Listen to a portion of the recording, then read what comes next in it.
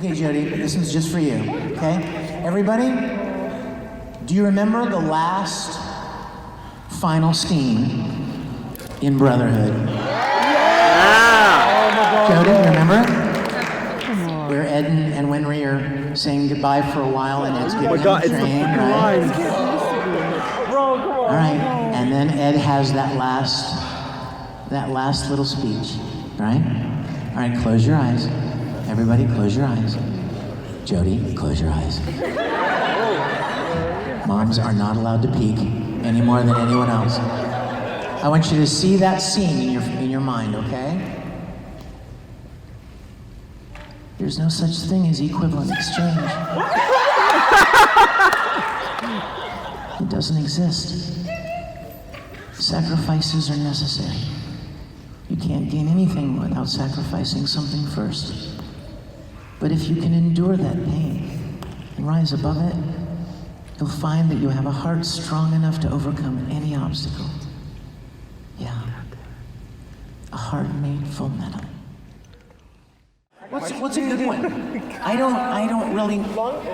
Brian, what's a good one? What? The daddy quote? Do you not remember? What does that even mean? Man, you don't even bust on Netflix to pull it off. I don't know. What?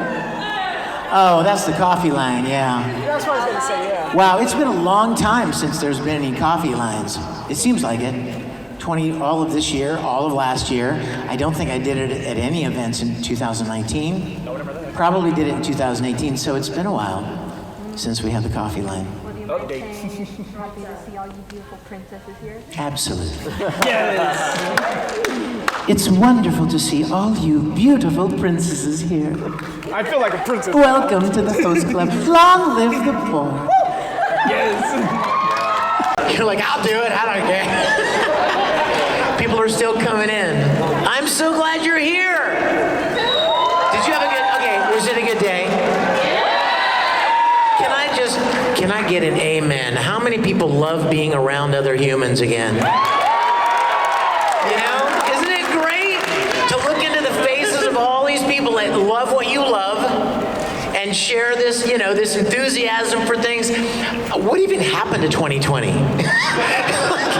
So many people came up to my table today and they're like, hey, I saw you last year. I'm like, oh wait, no, it was 2 years ago. Because it was like a year just disappeared. But man, you make sure and write Anime Matsuri. Write the staff when this weekend is over. And you tell them how awesome they are for making this event happen. Right? Because there are a lot of people that wish they could be here. There are a lot of big events like this that are not happening this year. Anime Central in Chicago, and SakuraCon in Seattle, and Otakon in Baltimore, and A-Con in Dallas, and all of these big events are not happening, but they made it happen here. And the Houston, I don't know if I'm allowed to say this, but the Houston City Council and like the people that run Houston, they were very much behind this happening. They were very supportive of this happening. So, all right, before we get into like talking about stuff, I want you to sing something with me, okay? And don't get scared when I put this mic in your face, because I'm doing it, okay? You know it. It's nice and short. We sang a song yesterday, but I thought we should just do a quick one today. And since there would appear to be a great many Broly fans in the room, then let's do this one. You ready? You ready to do it with me? Here we go. Mysteries abound, made of a deep energy, foes all around, but I will go fearless free. I'll give you strength, you give me love, that's how we live. Courage won't fade, no, if you're with me, my enemies will never win. We will fight for love and glory. We will live to tell the story. There is nothing we can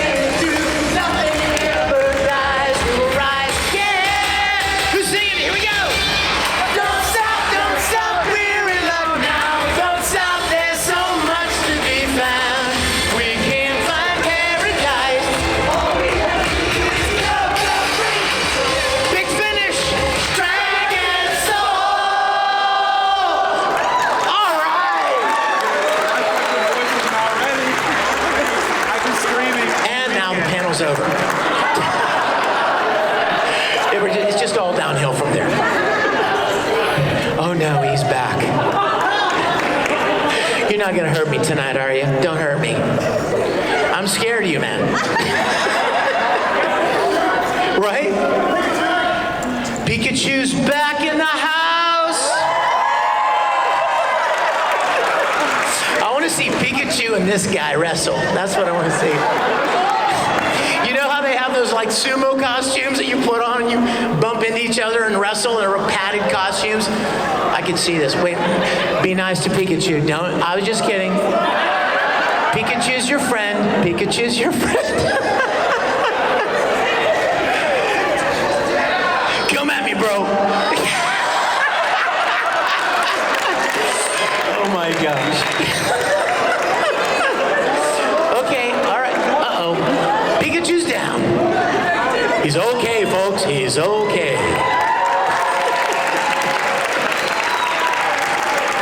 Hey, you guys, before we get into asking questions and having more fun times, I want you to help me welcome a guy who's a friend of mine from Dallas. He's never been to an anime convention before. His mind is being blown. Cade, stand up. Give it up for Cade.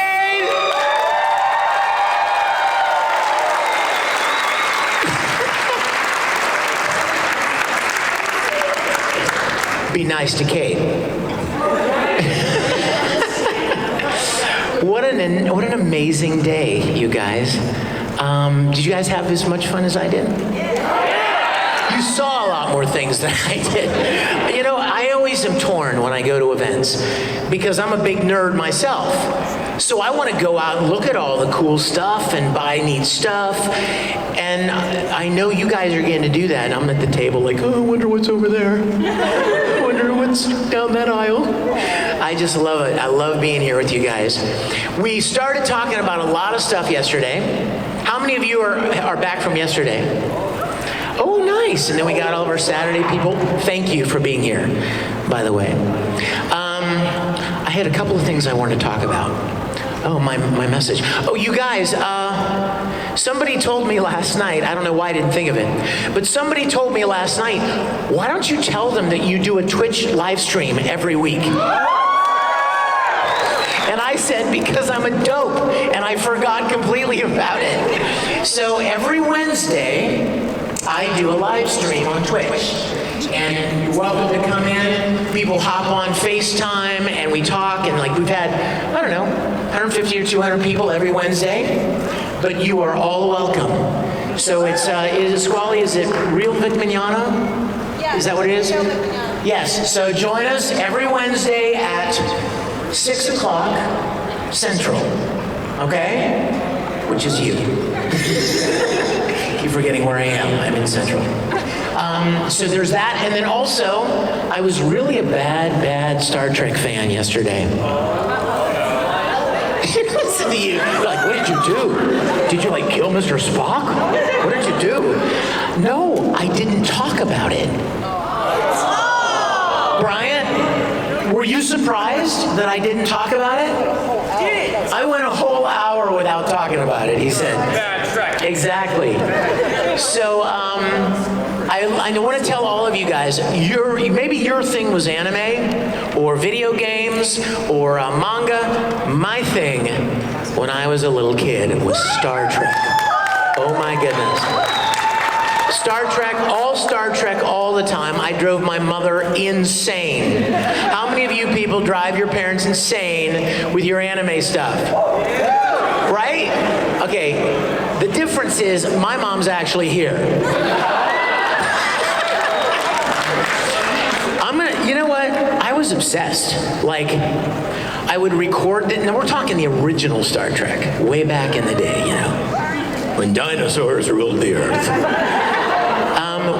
I would watch it, but then I would put a cassette recorder by the television and record the episode on an audio cassette, and then I would slide the player under my pillow. Star Trek? Star Trash. Security. Right here. Take this woman out. I do not know her. Jeez. And my Uncle Paul used to tease me mercilessly. He'd go, beep, beep, beep, I'm Dr. Spock, beep, beep. I'm like, shut up! It's Mr. Spock! I was so obsessed. So fast forward many decades, and I wanted to fulfill my childhood dream of playing Captain Kirk. And so, you guys have those childhood dreams too. You know you do. And so I got together with a bunch of friends, and we rebuilt the entire soundstage from the original Star Trek series. It's in Georgia. He's been there. It's beautiful. And we proceeded to shoot 11 full-length episodes that finish the original series of Star Trek. Now, a lot of you guys may be too young to know this, but in the original Star Trek, Captain Kirk used to say at the very beginning of the show, "These are the voyages of the Starship Enterprise. It's 5-year mission to explore strange, right? 5-year mission." They were canceled in their 3rd year. It just stopped. There was no end. It just stopped. And then the next time you saw Kirk or Spock or McCoy was 10 years later in Star Trek The Motion Picture. And by then, Captain Kirk was an admiral. He wasn't even the captain of the ship anymore. Spock had gone back to Vulcan. Everybody had kind of gone their own ways. So my thought was, why don't we pick up right where the original series was canceled and finish the 5-year mission of the Enterprise, return the ship to Earth, and tell some really compelling stories as to why everyone is right where they were when the motion picture began. So we perfectly filled that gap. It's beautiful. And the reason it's beautiful is because it was made completely with love. Nobody made any money. You can't make money from somebody else's property, right? You can't just make Star Trek and sell it. So it wasn't about money, it was about passion and paying tribute to something that meant a lot to many people when we were young. There are people nowadays that are your teachers in school, and scientists, and experts in all kinds of fields because they were inspired by that show when they were kids. And so we did what was never done. We finished the original series of Star Trek. We have 10 million viewers. So let's join you guys, all go home and watch it. And here's the best part. It's free. they were like, I don't really think I'm that interested. Oh, it's free. Okay, I'll watch it. Star Trek, thank you. See that? There's my... Why didn't I say that? Where is it? Where is it found? Good question. You'll have to find it yourself. No, it's at StarTrekContinues.com. The name of the series is Star Trek Continues. And I get to fulfill my childhood dream. And you know what? You're going to see a lot of familiar faces as well. People from a lot of TV shows that you guys have seen, other voice actors. Some of you guys know my buddy Habercorn.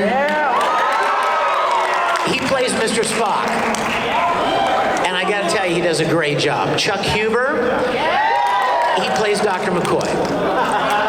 We've had some other voice actors in our series, and a lot of actors from different TV shows. Even the Incredible Hulk, Lou Ferrigno, is in our 2nd episode. So check it out, okay? You know that's right. Yes.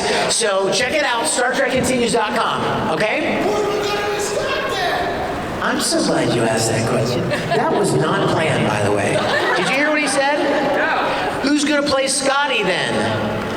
Who's a Star Trek fan here? Classic Star Trek fan? Who knows who played Scotty in the original series of Star Trek? Anybody? Do you know the actor's name? Hold on. Listen, everyone. James Doohan. James Doohan. Jimmy Doohan played Scotty in the original Star Trek. Guess who plays Scotty in my show? Chris Doohan, his son. You guys, it is so cool. In fact, you know what? The first day we shot, the first day we were on set, we were shooting a scene where Kirk and Scotty are coming out of the turbo lift, the elevator, into the bridge, right? So here's me standing there in my little Kirk uniform, and Chris is standing beside me, and we looked at each other, and we're like, can you even, like, it was that moment of like, can you believe we're doing this? And Chris said to me, I'm doing exactly what my dad did 50 years ago. He was wearing the exact uniform, the doors open, he walked right to the engineering station where his dad was in the show, and it was the coolest thing. So check it out, again, worth every penny you'll spend. Free. Who's got a question for me tonight? Oh, that was a bolt of lightning, that hand went up. Yes, my dear, what is your question? Can I do cat rock with you? You can do Kakarot for me. Because I'm no good at it. I'm not as good as you are. I think you're better than me. Everybody, here she comes.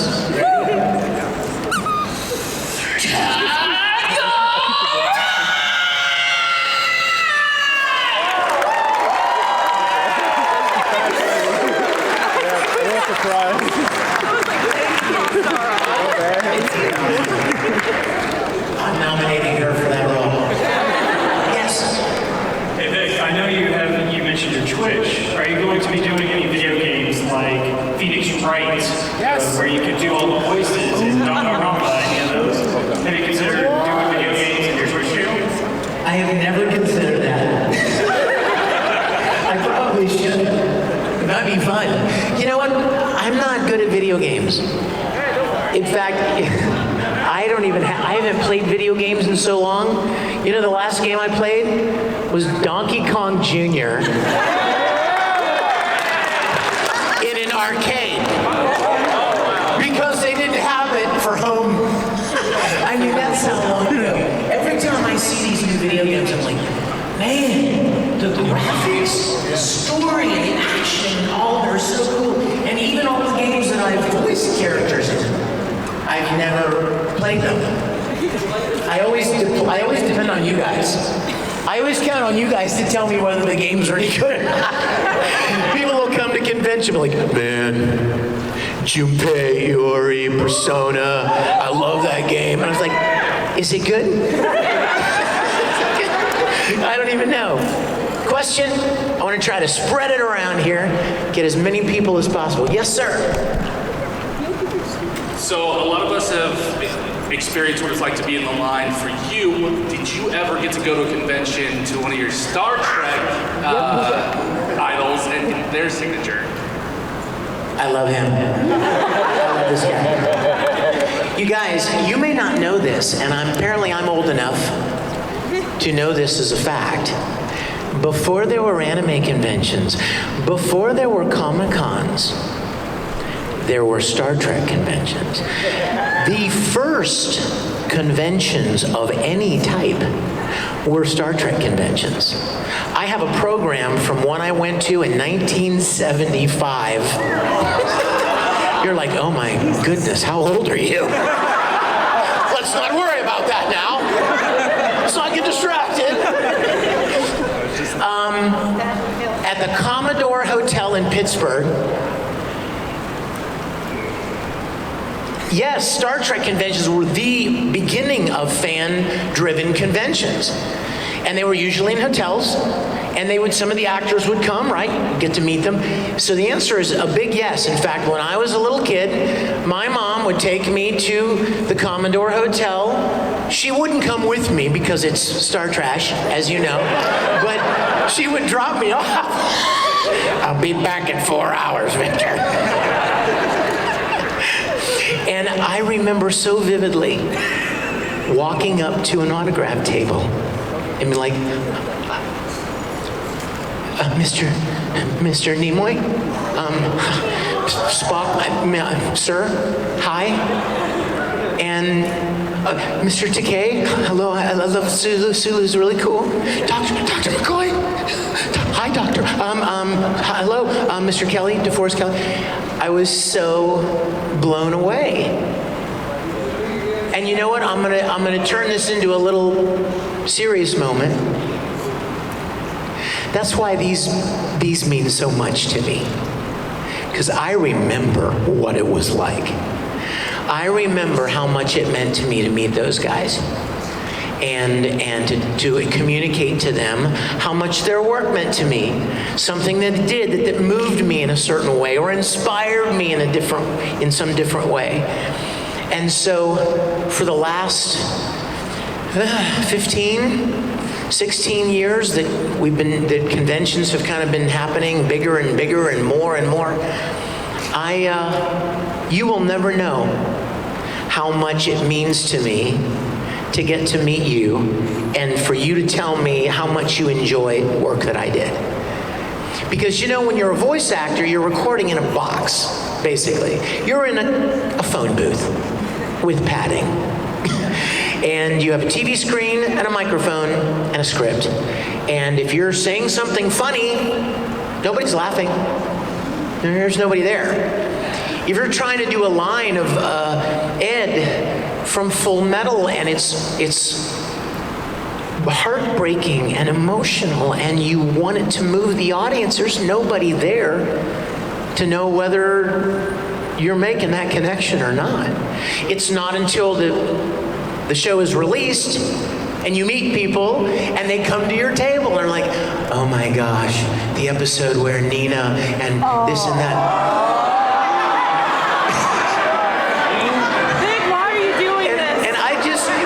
Sit there like, oh, that's so beautiful to me. Some fans have come up to me in the past few years since we made our Star Trek series, and if you want to see me bawl like a baby, just come up and say what they have said to me before. They'll come up to my table and they'll say, hi Vic, I really enjoy your work, and I just want to say something that I think you will understand. You are my William Shatner. And then I melt. Because I feel so blessed, you guys, so blessed that I had the chance to do something that people enjoyed, or more importantly, that got people through a difficult time, or that helped people reconnect with a brother or a sister or a mom or dad, or helped them get through an illness or through a dark struggle or a period in their life that they were really, having a hard time. None of us, and I really believe, I speak for all of the voice actors that I've known, none of us ever expected to get to do that when we started. It was just, hey, we're actors, we like acting. You want to act? Voice act? Okay, let's do that. It was fun, but I don't think anybody ever realized, what it might possibly mean to someone. So I just want to tell you guys, I am so grateful for all of you, and so grateful for the privilege that I've had over the years to do work that you enjoyed, and even more so, might have helped you or inspired you in some way. So thank you for that. Thank you. Yes, sir. So this is my wife. Hello. Does she have a question, or do you have a question? Well, it's kind of a story thing, because you were just talking about touching lives and whatnot. So like about 8 or 9 years ago, me and her got into a big fight at a con in New Orleans.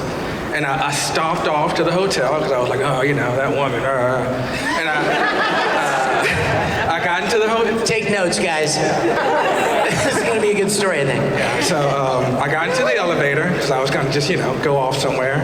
And you were there in the elevator. And I was like, oh, it's Edward Elric. It's Mignogna in the elevator. And I told you for some reason, because I was like, oh, man, I got into a fight with my girlfriend. And I told you what happened. And you said, the nicest, sweetest things. And I don't remember what it was, because it was 8 years ago, but that you took the time to say it, I thought was the nicest thing ever. And we patched things up, because I was like, what are we fighting about? Edward Elric just said, chill out. What? So we wanted to come back and really see you again and hang out, so it was awesome. We really wanted to thank you because you're one of the best voice actors out there, point blank period. That wasn't my question, but I just wanted to say you went one step beyond William Shatner, we got married.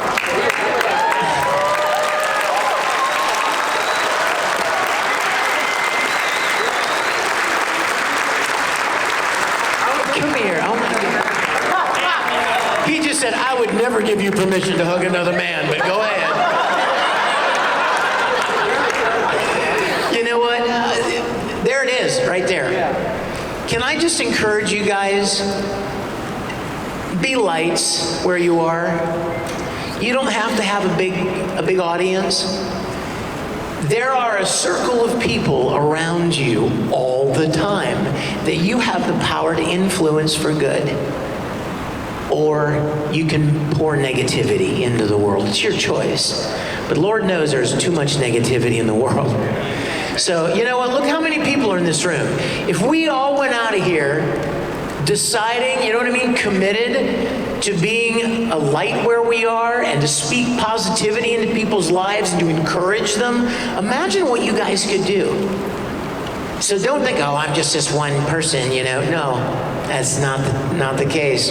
Your lives, all of you, influence several others, and some of you even more, and even more. But if it's just a few, put light into those lives, okay?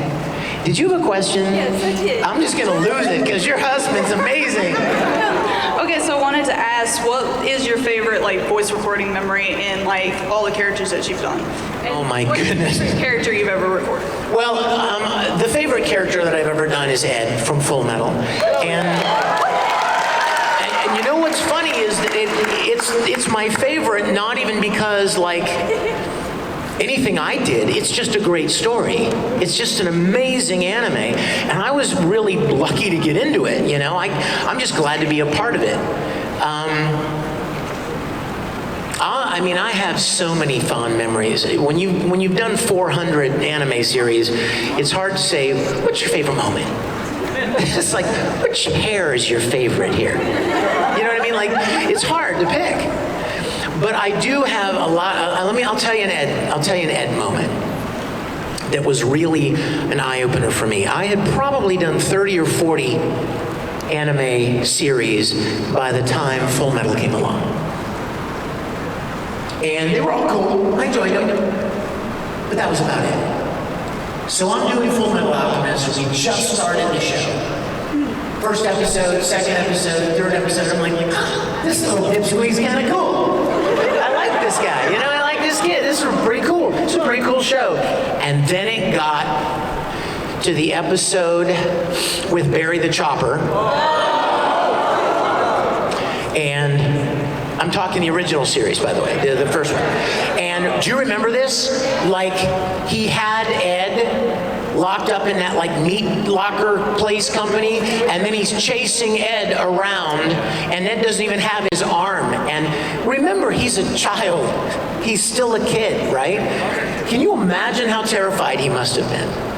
So he's being chased around, and then finally Alphonse shows up, right?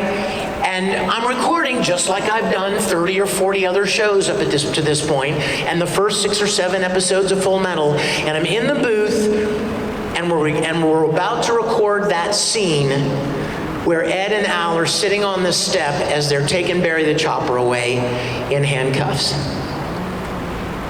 And I started doing the lines, and I started tearing up. And I was like, whoa, what's happening here? This has never happened before.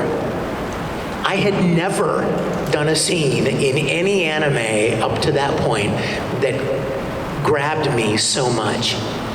And it was so funny because the director said to me, Vic, do you want to take a moment? Do you need a minute? And I was like, are you kidding? No, let's record now while it's real, you know what I mean? And visceral and authentic. And that was the first of many times in Fullmetal Alchemist that I was just so moved by the relationships with the characters and the story. And there were a lot of moments like that. I've been very, very blessed. God has been very good to me in allowing me to do the things that I've done because I've thoroughly enjoyed it, and too many moments even to name. There have been so many. Yes, my dear. What is the most helpful lesson that you've learned throughout your career that you still look forward to today? Oh my goodness. That's serious. You guys are like, I thought this was going to be fine. Why was he getting all serious? Let's leave.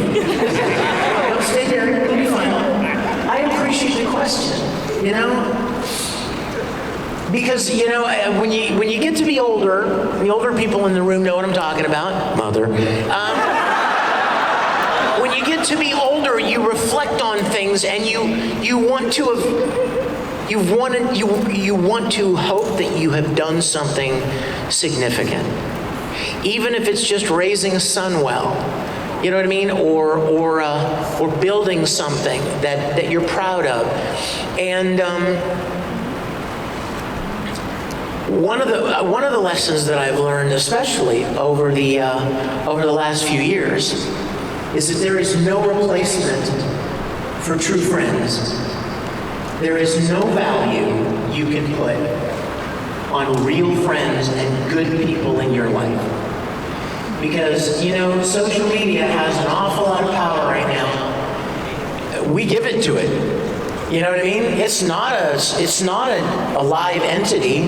It's just an electronic thing up there, and we feed it, right? And, you know, there are people out there that could ruin your life from 5,000 miles away, and you don't even know who they are. Like, all you know is their screen name. You know what I mean? It's a little scary.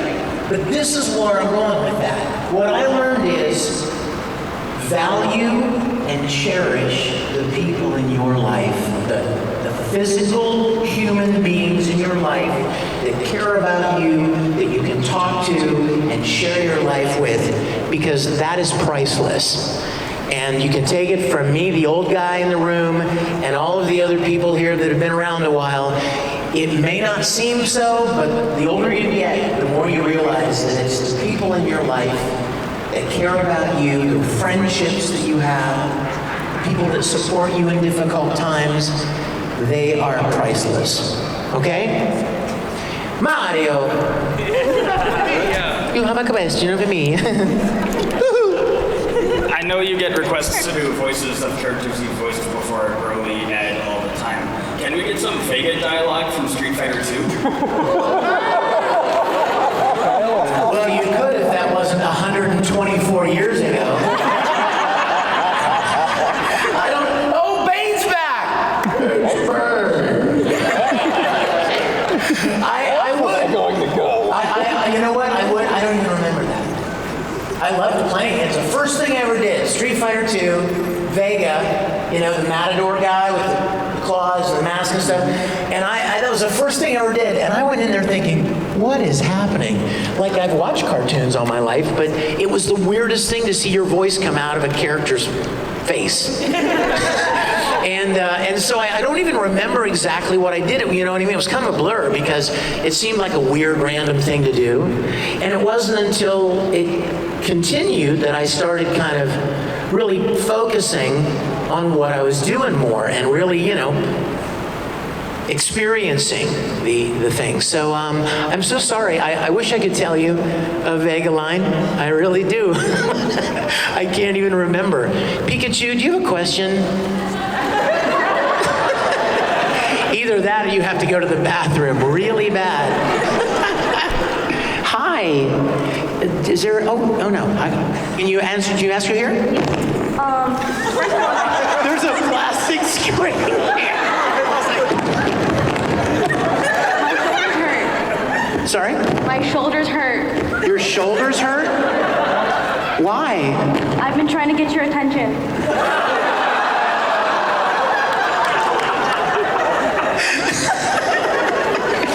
Well, you've got it 100% right now. I wanted to ask you if you could wish my brother a happy birthday. What, your brother's birthday is tomorrow? Dude, come up here. Dude, what is your name? Juan? Everybody, this is Juan.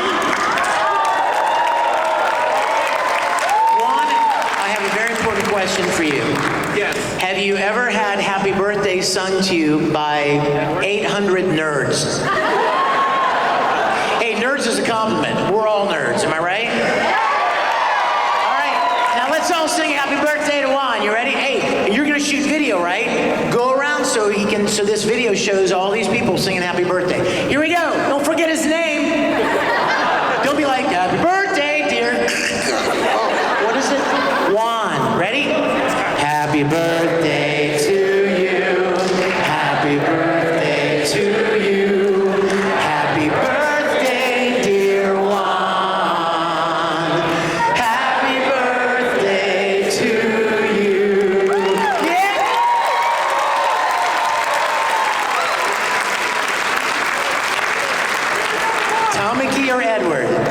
Happy birthday, commoner. Long live the birthday boy. Yes. Thank you. Another thing I forgot. I know this is probably a long time ago, but do the Risible Rangers still exist?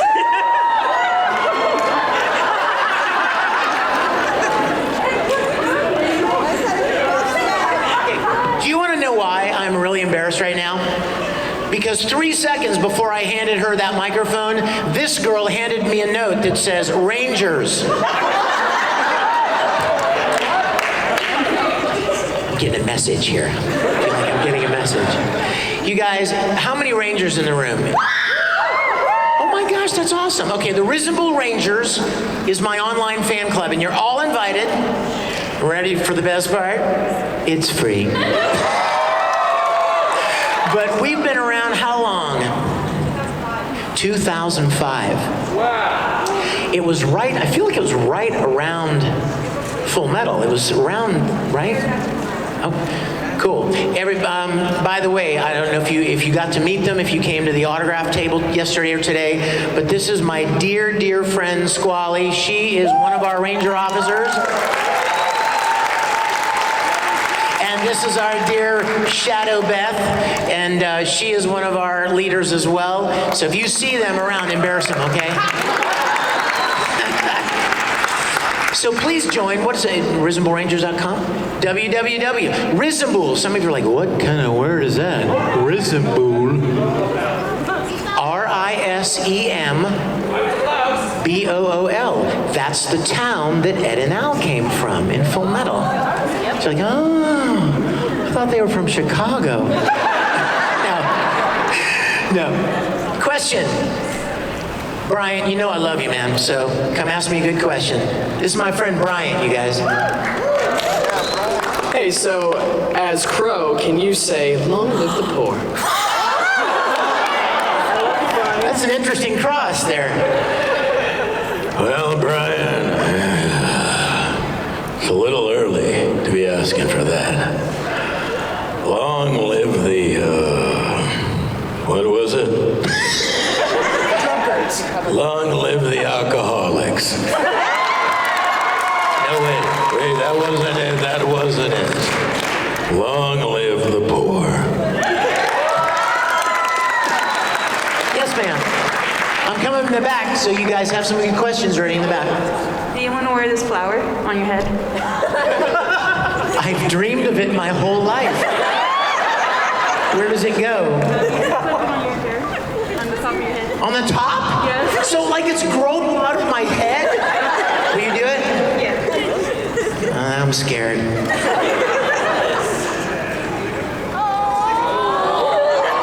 Is it working? It's crooked, she says.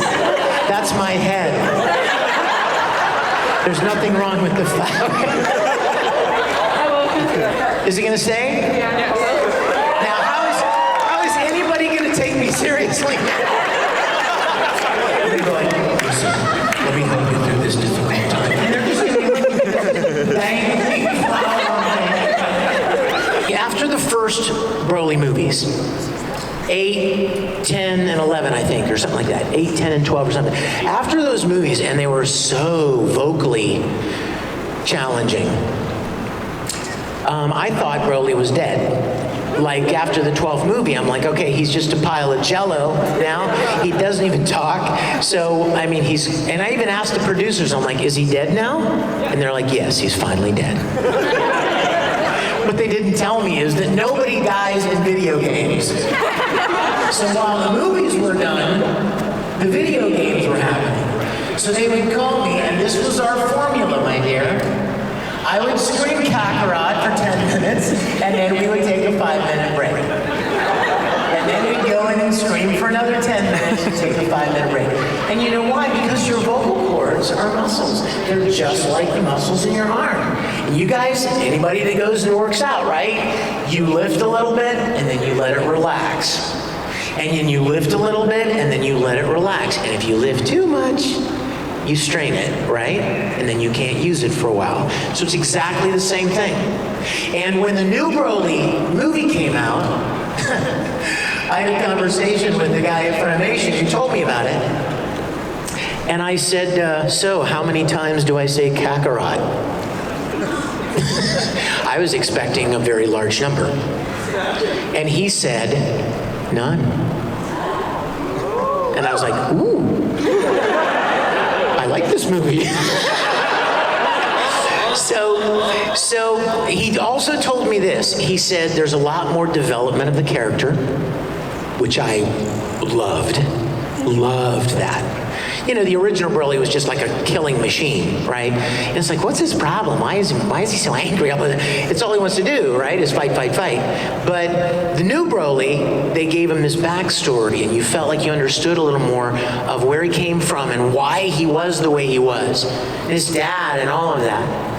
So when we were talking about the movie, he said, I want you to come up and watch it, and then we'll start planning the recording sessions. He said, you have 25 speaking lines and 520 fighting sounds. So the sad part was, of course, my favorite part is the speaking lines, right? Because you get to emote, and you get to communicate, and you get to create the character with speaking. Well, we did the speaking lines in less than an hour. And then we spent the rest of the week doing all of the other yelling and screaming and fighting sounds. I've said this many, many times, but I have an enormous amount of respect for the Dragon Ball Z or Dragon Ball actors that do, you know, these, like for 300 episodes, they've been doing this, screaming, fighting, powering up, forever. And like, it takes forever. Like when they fight, it just goes on and on, right? I heard the greatest Dragon Ball joke. How many Dragon Ball Z characters does it take to screw in a light bulb? What? It only takes 2, but it takes 35 episodes. Yes. First off, you're my William Shatner. Stop, bro. Come on, bring it in. Thank you. What's your question? So I'm an aspiring comic book writer, and I'm writing one at home, and I made the main character with your voice in mind. And so it would be my greatest honor if I could give you one of his lines, show you what he looks like, and you just say the line, I guess.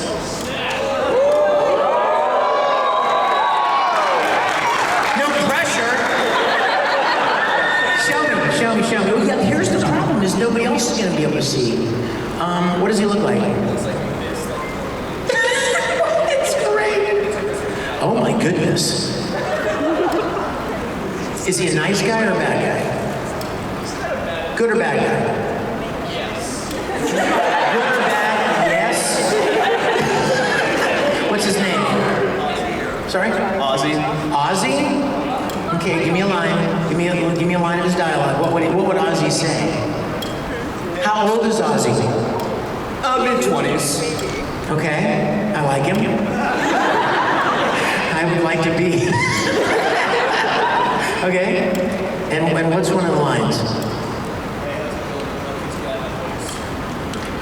Wait a minute, I want everybody to hear. Hey, how's it going? Please get out of my face.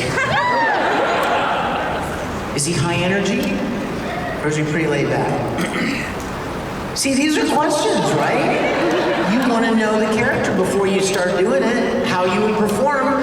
This is a teachable moment, right? A lot of you guys love voice acting. A lot of you guys are interested in this. These are questions you would ask to zero in on how you would play this guy.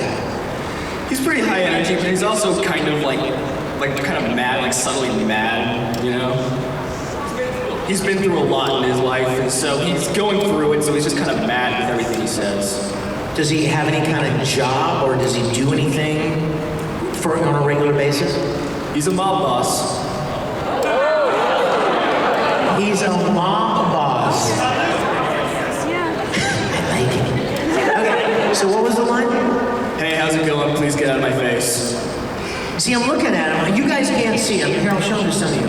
You'll never get this phone back, by the way. See?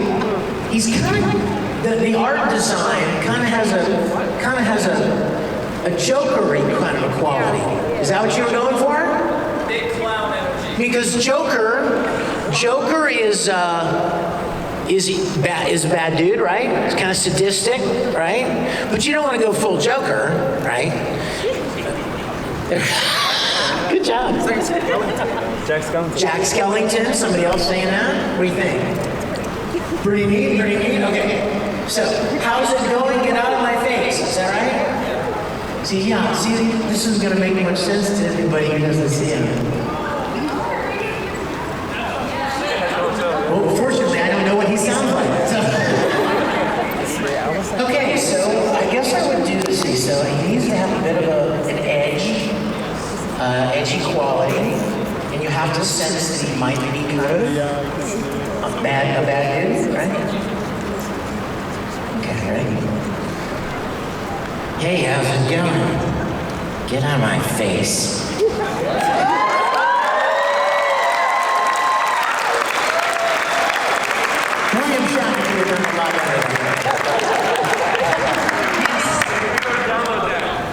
What? Oh, you know what? That's a great idea. Hey, bro, are your designs online anywhere people can see them? He's got me auditioning. I'm not ready for that yet. The reason I ask is because a lot of people in here would probably love to see your work. So, yes, my dear. Wait a minute, are you? I think you are. Who are you cosplaying? Nice, you look great. What's your question? I'm sorry. What was your most embarrassing audition?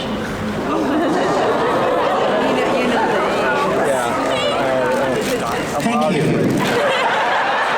Thank you for bringing up a painful memory.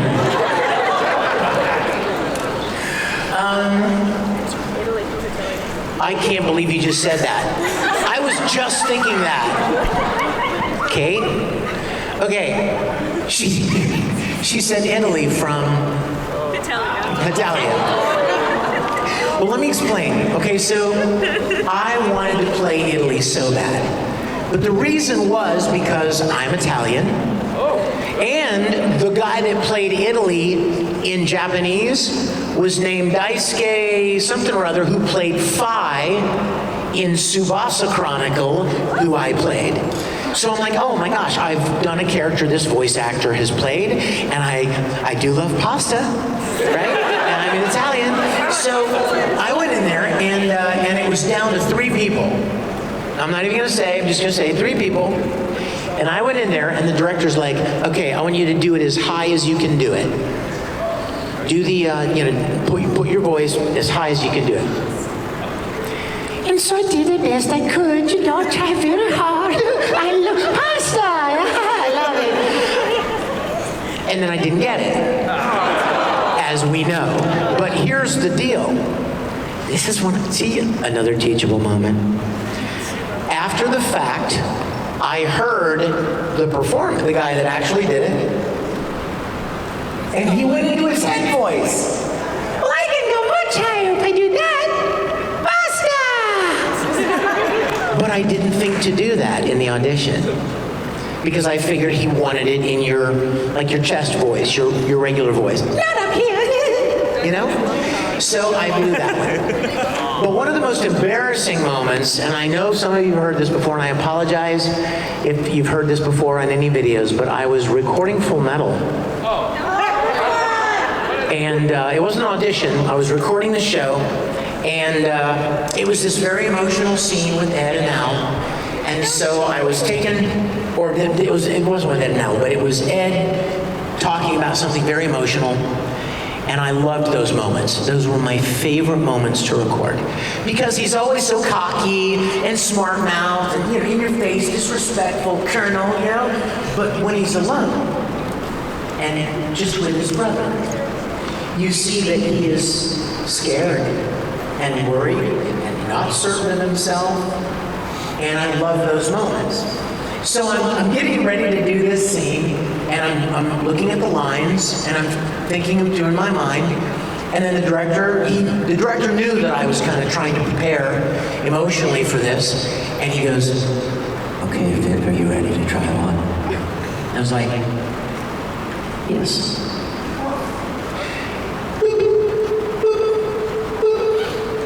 And I did every line with as much emotion as I possibly could put into it.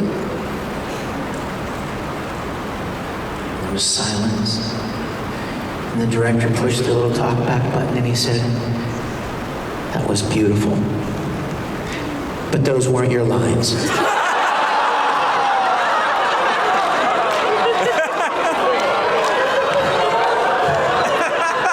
Don't ask me how I did it. Like I skipped a line, so I did the every other line instead of. So embarrassment. Yeah, man. Yes, sir. Meet me in the aisle. Hey, buddy, what's your name? My name's Craig. Craig? Thanks, man. Are you a golfer? Nice, I should. But you were talking about William Shatner? Well, I was like, a question I've got to ask is, you're my Paul McCartney. Like, it has to do with, you're doing anime openings. Like, I love the songs that you do for, like, GT or, what? Thanks, Craig. What's your favorite? Is there one you like? Definitely GT, Dan, Sing it, Craig. Bit by bit, I'm falling under your spell. Let's start making come on with me. Take my hand. Yeah!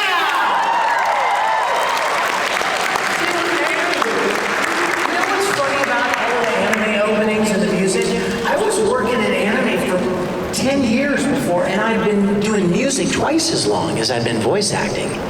And yet there were all of these music things related to anime, and I was never part of any of them. There was a show that Funimation did many years ago. Oh, what was it called? It was a music show. So a band. Show by Rock? No, way before Show. I was in Show by Rock. This was way back. Huh? No. Beck. Mongolian Chop Squad. It was like all music, like singing and stuff. And I didn't even know the show was happening. And they cast it and started it. And I would go into work on something else, and I'd be like, "Hey, what are they doing in Studio, B?" And they're like, "Oh, they're working on Beck. It's this music show." And I went, "Huh?" I didn't even know. And so years into my voice acting career, somebody called me and said, "Hey, I want you to sing this opening." I think the first one I did was a One Piece opening. And I'm not sure, but I think it was I think back to the time when my search first began. Oh, yeah. And then they came back and said, "Hey, we want you to do this one." That was A to Z. You can't stop me now. I'm always going A to Z. Rolling out, stop and then there was a third one that was the "Come aboard and bring along." Oh my God.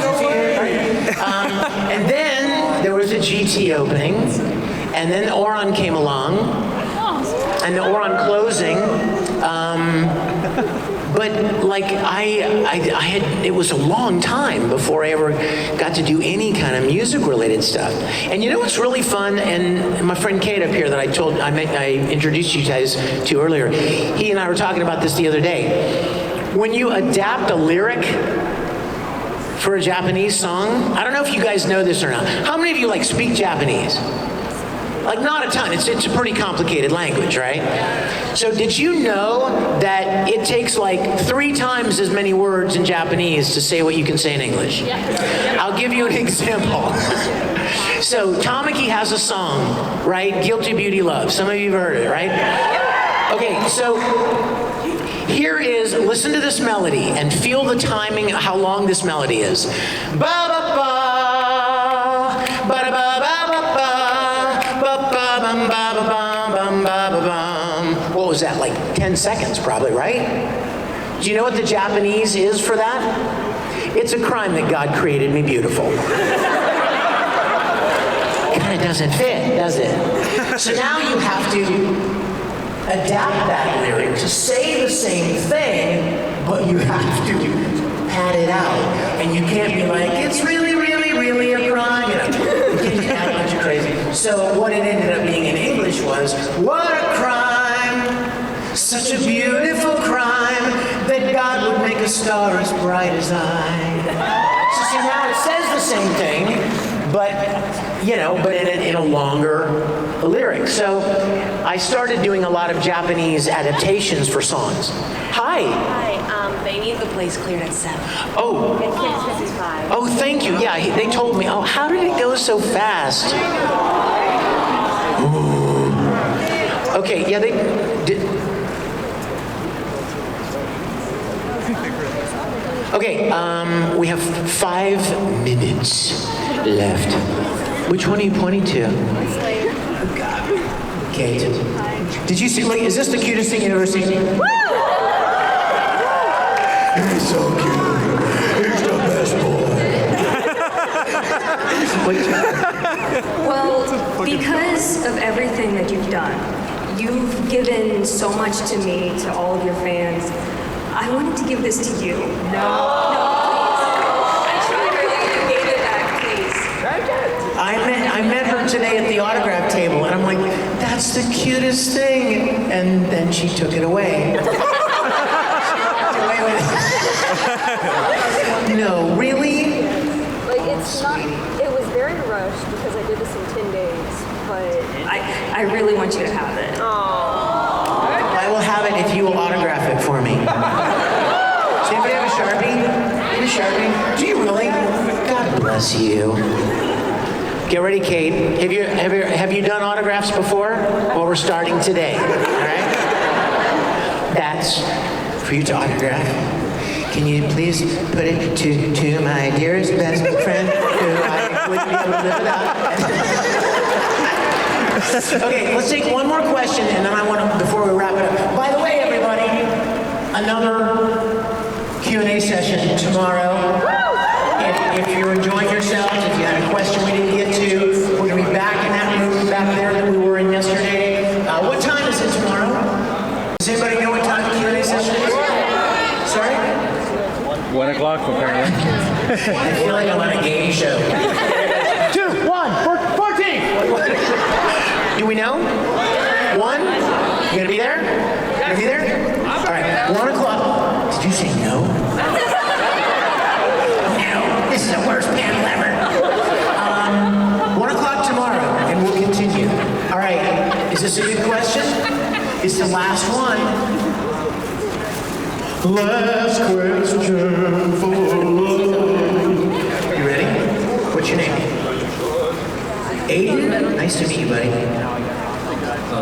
I am glad you survived this, but I want to know how you did it. I read online that people made accusations against you. Buddy, that's so... We're not going to talk about that. No. Let me just tell you guys this, okay? I want to focus. You know what? I'm kind of glad you said that because we're going to turn it into a positive. How about that? All right? What was the first thing he said? Did you hear it? How did you survive? Did you hear that? Hey, guess what, guys? That goes for all of you. Think about it, right? Every one of you guys, if you're honest, you have struggles. You have fears. You have failures, mistakes. We're all full of them, man. Nobody can be pointing fingers at anybody if we're honest with each other. How do you survive that? If any of you have written me any emails over the last couple of years, and a lot of you have, thank you for that. Thank you. Asking me, you know, how do you survive this? How do you... I'm going to tell you here what I told them. I don't know, and I hope I don't offend anybody. I don't know what your beliefs are. And the last thing I would ever want to do is push my beliefs on people. I'm answering a question, right? I'm not doing anything but sharing my heart with you. Is that okay? Do it. When people ask me this question, this is my answer. God's grace and the incredible encouragement of so many wonderful people.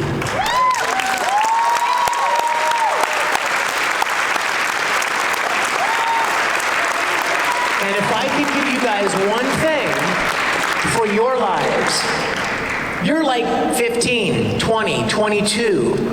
You're whole, you know what I mean? 32. Bingo! You guys, you have a whole life to live.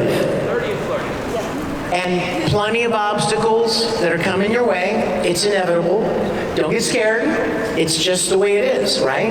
If you live long enough, you have struggles, obstacles, challenges. How do you survive them? If I could give you my encouragement, it would be to tap into the grace of God.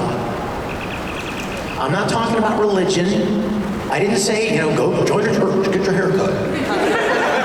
Stop wearing black. I didn't say that at all. Tap into the Creator's love for you. How about that? As small as so many of us feel sometimes, we are all very, very precious. Uniquely, wonderfully, masterfully created. You are, and you are. And don't let anyone ever tell you different. Okay? Because anyone that tells you different is a liar. That's right. And hold on to that. And the second thing is, you find the people in your life that care about you. Friends who encourage and bring positive words into your life. And that's how you survive. Hell yeah! You guys, I love you. Have a wonderful night. I will hope to see you tomorrow, either downstairs or at the panel later. Thanks, guys. Take care. When I was coming up here, the guy, Matt, that's been helping me, he's like, do you want me to get the dongle so that we can connect your phone so you can sing? And I'm like, no. No, there won't be any of that today. It's been too much fun. The weekend's been too much fun. Talking to so many people, and I love you guys. And thank you for being here on Sunday. Half the convention's still asleep, I think. If I know Saturday nights at conventions, and not personally, just from what I've heard, I promise you that. Yeah, if you see anybody on Sunday morning, you're like, wow, you're an American hero. Can't believe you're here. What a patriot. But I'm so glad you guys are here. Have you had as much fun this weekend as I have?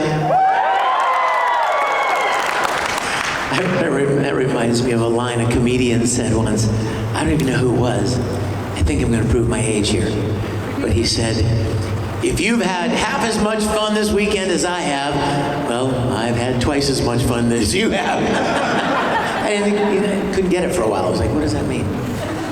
It's like math. I can't do math. Forget that. What a great weekend. You know what I heard last night? Remember how I was telling you guys, were a lot of you here at the panel yesterday? Yeah. Okay, remember when we talked about thanking the Matsuri staff? Yeah.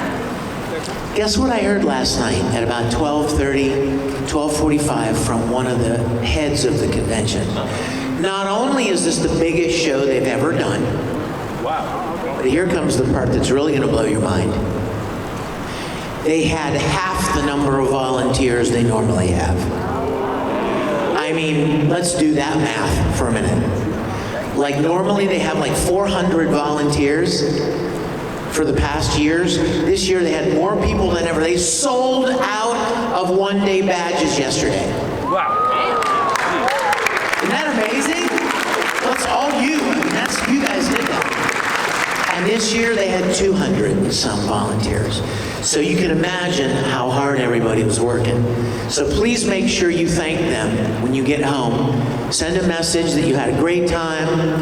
Tell them, that what a great job they did. Okay, will you do that? Yeah. I want to get in, first things first, if you weren't here, anybody that wasn't at either of the other two panels this weekend? Anybody? A few of you guys. Welcome, welcome, welcome, welcome. You're most welcome. Thank you for being here. The first panel, I forgot to mention stuff that I'm supposed to mention. So I really blew that one. And yesterday I did. But for those of you new here today, or if somebody was here Friday but not yesterday, I hope you'll join me. Follow me on Twitter. It's Vic Mignogna with a little check mark. I think that means it's real. Somebody sent me a message yesterday and they're like, is this your Twitter? And it said Vic Mignogna and it had a picture of me. And it was the weirdest thing. I'm like, no, that is not me. So apparently you're supposed to look for the check mark, which I think means verified. I don't even know. But follow me. That's the best place to find out where I'm going to be, when I'm going to be, if I'm doing something really stupid, and I want to show you or tell you about it, like maybe shooting a video while I'm riding a bicycle. Some people might think that's not a smart idea. And then also, I mentioned yesterday that every Wednesday night, I'm on Twitch. I do a Twitch live stream every Wednesday night, and I would love to have you guys there. It's Real Vic Mignogna, and it's free to hang out.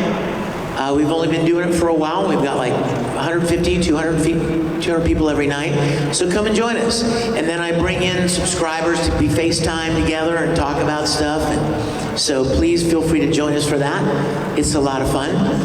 And I've got several events coming up. So I know a lot flew in from other places.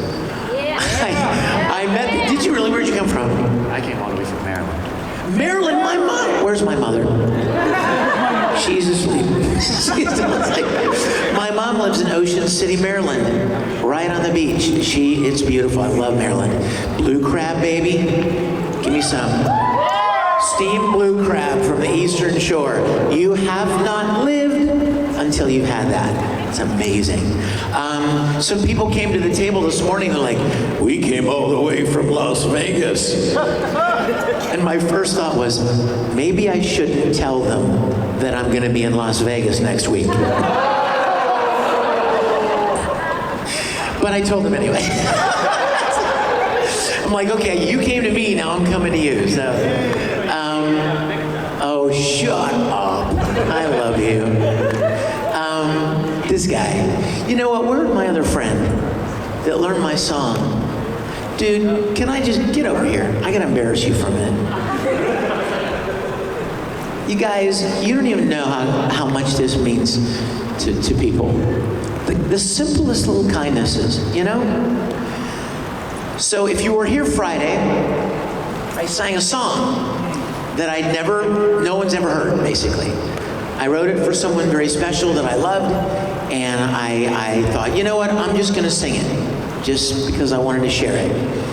And this guy came up to me yesterday, okay, so song sung on Friday that no one's ever heard. This guy comes up yesterday and goes, hey, I want to sing that song with you that you sang yesterday. And I'm like, well, how are you going to do that? How are you going to do that? Like, it's not on any of my CDs. It's not anything anyone's ever heard. And he goes, no, my brother shot a video and I'm going to learn it. And I thought, no, he's not. He's just being cool, but he's not going to do it. He did it. He absolutely did it. So he came to my table this morning, and he sits down the phone in front of me, and with the video, and you hear the music playing, and I looked at the screen, and it was from Friday's panel, and he starts singing. Someone has known you all of his life. Someone has dreamed you all through the night, but you weren't there. All of the things he hoped he would find, all of the dreams held deep in his mind, were you, but where? I love this guy.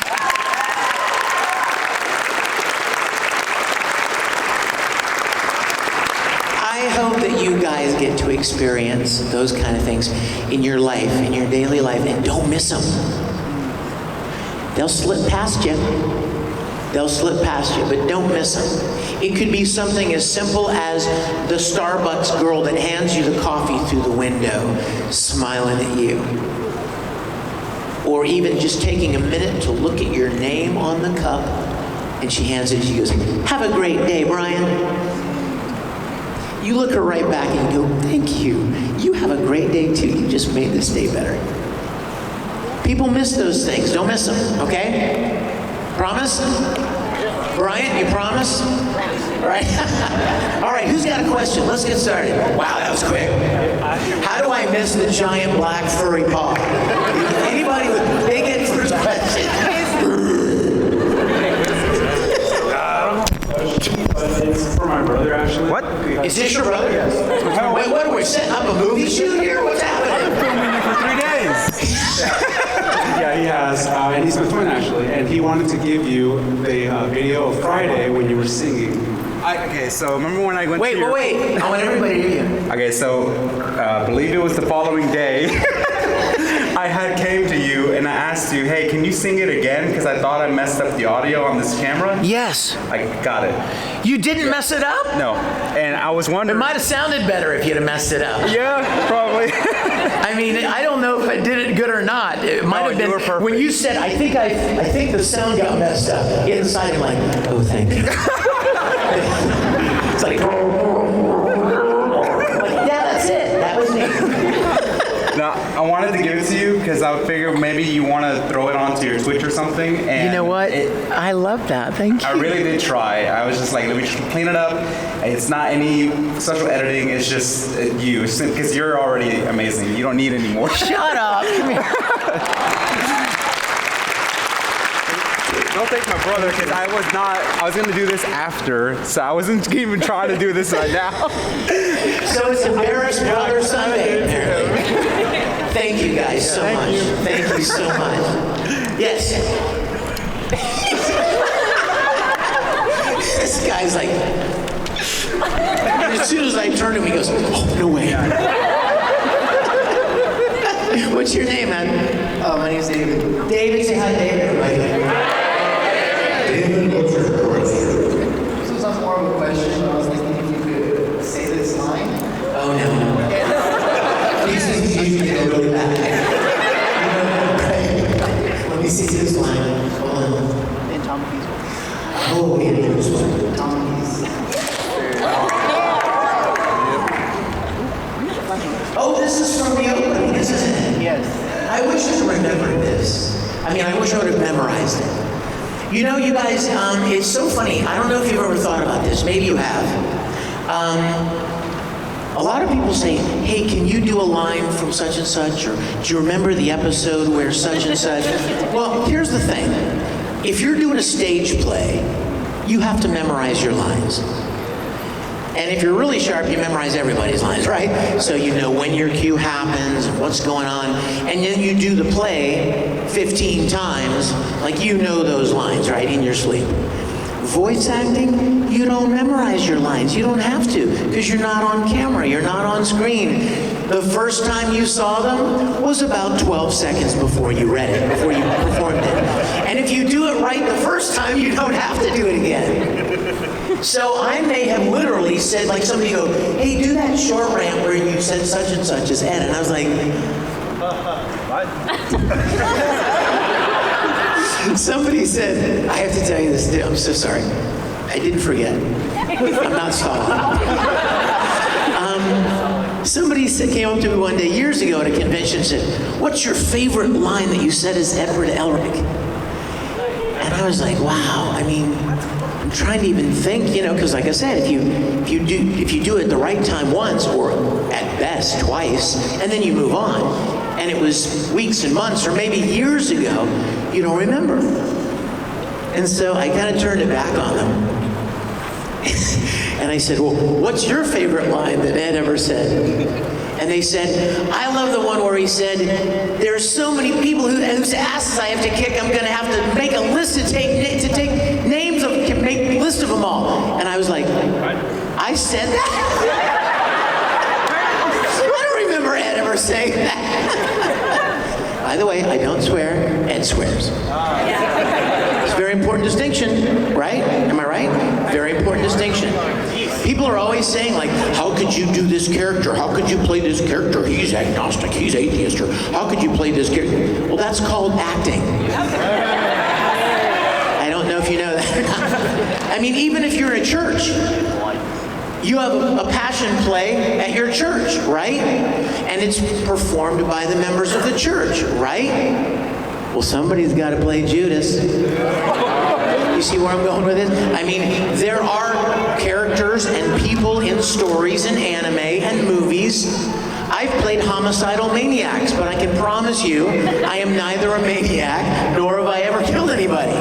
So it's just acting. So while I may not say certain things, certain characters do, because it's part of their character. Oh my gosh, can I tell you another funny story about that? This guy's like, I'm never getting my phone back. Sure, you'll get it back. Anybody remember a show called Fullmetal Panic? Fun show. First episode out of the gate, I play this character named Kurt Weber. Real cocky, arrogant kind of a guy, you know, smart mouth and stuff. First episode, we start recording. And the guy that was directing was named Don, I'll never forget it. And 5 or 6 lines in, he had a lot of, my character was like saying a lot of profanity. And something else you may not know is, a lot of times voice actors have no idea the show they're doing. We were talking about this last night at dinner, how, you know, a director would just call you in and say, hey, I need you for 2 hours tomorrow. So you just go in, and he goes, this is who you're playing, get in the booth, go. And it's that quick, and sometimes you don't even know anything about the show. I've made the mistake in the past of playing characters in shows, and as soon as I realized what it was, I was like, ooh. Maybe I should have looked into this a little more. And I have since. But early on, when I was first starting, I was like, hey, this is just fun. You want me to do another character in another show? Sure. I'd never heard of any of these shows. I knew nothing about the story or anything. So back to Fullmetal Panic. So I'm doing these lines as Kurt Weber, and I'm noticing he says a lot of expletives and, you know. So by about the 3rd or 4th line, I looked at the director and I'm like, is this really necessary? I'm serious. And I'm like, you know, I don't really see that it's necessary for the character. Sometimes it is, right? Sometimes there are elements of the way a character talks and his speech and the words he uses that communicates what kind of a person he is. But not all the time. And I think plenty of us have seen plenty of gratuitous profanity and stuff. Like, it's almost like shock value. It really brings nothing of substance, you know, to the character. It's just to be whatever. So I said to the director, I mean, is this really necessary? And he goes, well, I think it's, you know, I think it's kind of like a character, but if you can do it without it, I mean, if you want to rewrite the line and do it without it, show me. If you can sell the character, if you can sell the attitude of the character without that, I'm fine with it. And so I looked at the line for a minute, because now I'm going to delete words, right? So I looked at the line a minute, and I made my adjustment in my head, and I said, okay, let's try one. And I did it. He goes, very casually, he goes, yeah, that's fine. So from that point on, he didn't swear anywhere near as much as the writer originally, the English writer, originally had him doing, because it just wasn't necessary. You know, you can communicate a lot by attitude, a lot more than just the actual words. A lot of problems that writers have is that they literally spell it all out for you instead of letting the actor communicate, right? Instead of saying, you know, I'm angry that you left me standing on the street corner. You could just as easily go, you left me standing on the street corner. Do you see it? I didn't say I was angry, but you got it, right? So sometimes less is more, right? Now back to our program. Back to our regularly scheduled program. Oh, it's locked. I guess I can't do it now. No, open it up. Yeah, this whole crazy tirade that I just went on was a springboard off of the Oron opening. Because I only did it one time, and then they paste it, right, at the beginning of every episode. So it's not like I said it 23 times. Welcome to the Host Club, the Oron Host Club, where the school head with their, oh my goodness, really? I said this? Welcome to the Oron Host Club, where the school's handsomest boys, with too much time on their hands, entertain young ladies who also have way too much time on their hands.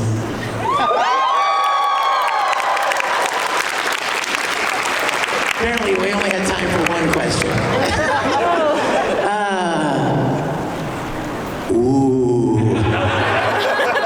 Man, he knows how to get me, bro. Double lightsabers. Not one. Dude, that's awesome. Oh, yes. I was wondering if you could do like an Edward Elric mad like about being called short. Oh no. I'm sorry, an Edward Elric what? Like mad whenever he's called short.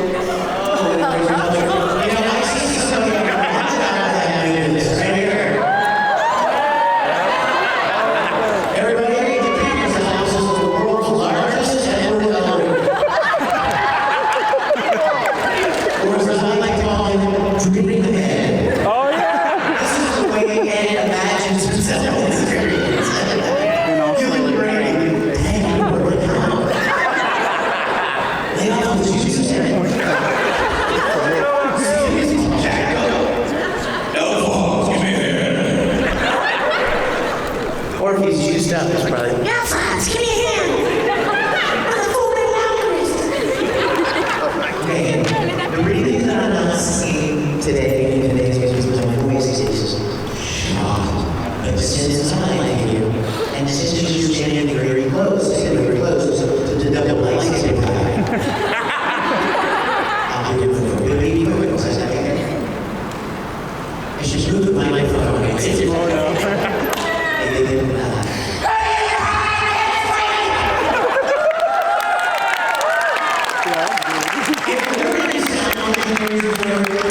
Anybody do sound engineering? No. Okay, so every time I ever did a short rant, okay, wait a minute. The first time I did a short rant, let's say it was that one. And I was like, you get 3 beeps to lead you in. Most of you know that, right? So you know where to start. You get boop, boop, boop, boop. And right where that 4th one would be is where your line begins. So I'm like, boop, boop, boop. I screamed it. And of course the needle, right, like the engineer was not ready for that volume.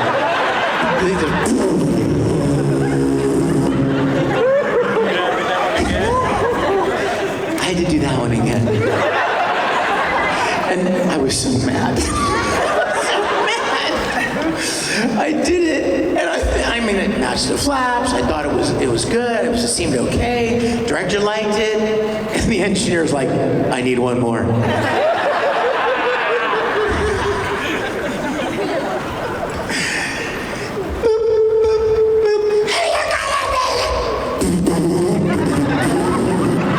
So it wasn't a solid, but he didn't take it down far enough. So 3rd time, right? How many times does Ed scream? As much as Broly, probably. Okay, so from that point on, the whole rest of the series and into Brotherhood, anytime I'm in the script and I'm in my little padded box, right? And I'm going through the script and we get to this page and I'm reading the page and there it is. I'll break down your feet, stick them on your head, you blah, blah, right? And I'm like, ooh, short rant. Engineer. this is going to be really loud. And I wouldn't do it until he turned the record volume way down. Like he had a new setting for short rant. And so that we didn't have to keep doing them over and over again. Yes, my dear. Hi, I was wondering, do you watch your own work? Like, when you did Fullmetal Alchemist, did you watch the whole thing as well? You know what? Fullmetal I did. I've done like 400 different animated series and video games. And I can count probably on one hand, or maybe two hands, the number of shows that I've been in that I actually really watched. One of Fullmetal was definitely one of them. Now, here's something else that you guys might not think about. We don't all get together and do the show. Like, we don't all get together in a room with microphones and perform like radio theater or something. We go in one at a time. Which means that if Ed is having a heartfelt conversation with his brother's not there. He's not there. You have to perform the lines as if you're interacting with someone, but you're not. And there are certain ways that you would change inflection if you're responding to someone else, as opposed to, being there by yourself and just doing the line randomly. Like, for instance, let me see if I can give you a quick example. Let me think of something.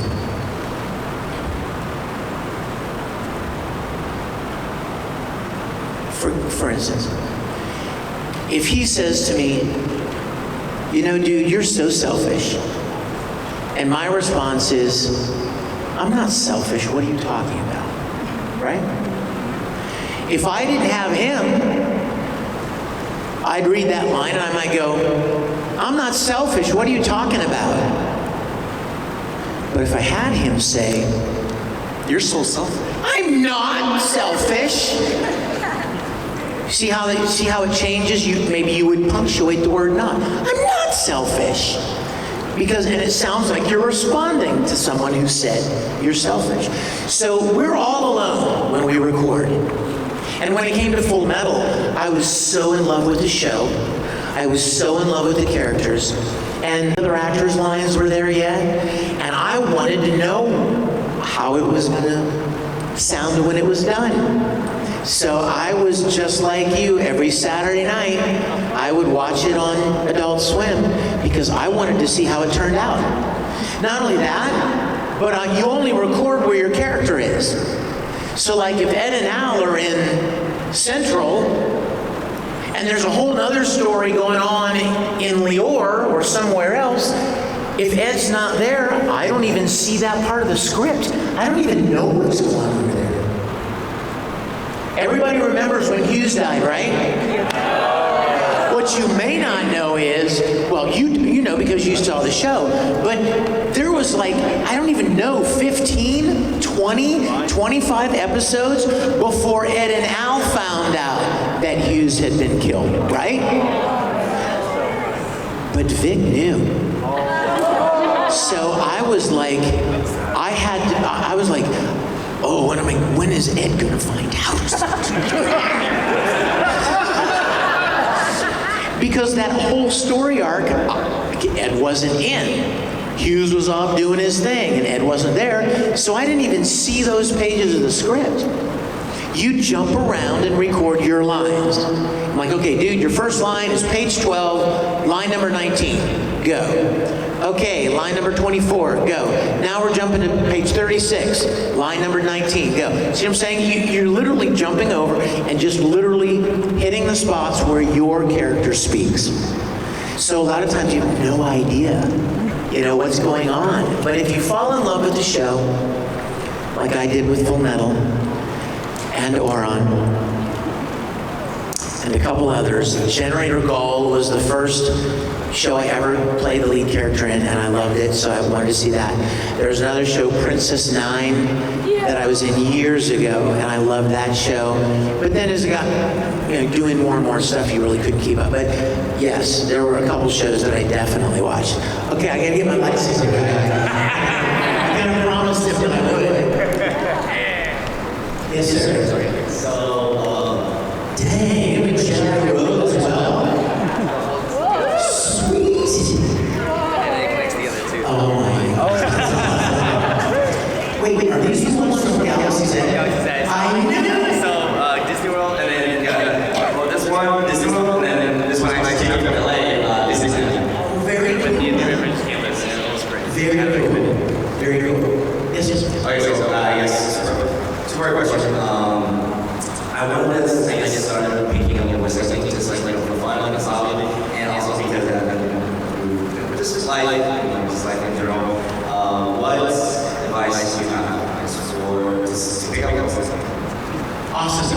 so glad you asked, because a lot of people came to the autograph table over the last few days and asked how I get into this, how I get started, and I said to them, ask me at the panel, because there are a lot of people who have the same question. So it's better to answer it, when a lot of people can hear it. So, I was very fortunate, you guys. I got involved in voice acting and anime voice acting in particular when it was still very small. It was kind of a niche thing, it was kind of that specialized thing. And there wasn't a ton of it going on. This is like 21, 22 years ago. And there was a little studio here in Houston called ADV Films. I mean, the ADV Films was probably the size of this stage. It was just a couple of rooms with some recording equipment, a couple of computers to type up scripts and stuff, but not much. It was just some guys that loved anime, wanted to dub into English. So, the way I got involved in it was just that a friend of mine that I was doing a video project with here in Houston said, hey dude, there's this place in town. You've done a lot of theater, haven't you? A lot of acting? And I was like, oh yeah. Let me tell you about Captain Kirk and Star Trek. But I said, yeah, I've been doing that my whole life. And he said, there's this place in town, and they buy these Japanese animated shows, they dub them into English, and they're looking for actors. And all I heard was, they're looking for actors. Because, if you love acting, you look for opportunities to do it. It's not about money. It's not about getting famous. It's just about getting to do something you enjoy doing, like singing. You go to karaoke, not because you're going to win a Grammy, but because you like singing, So I went and did it. So the first thing that I would say, if you're interested in voice acting, the operative word in voice acting is acting. It is not voice. If you can imitate Krusty the Clown, good for you.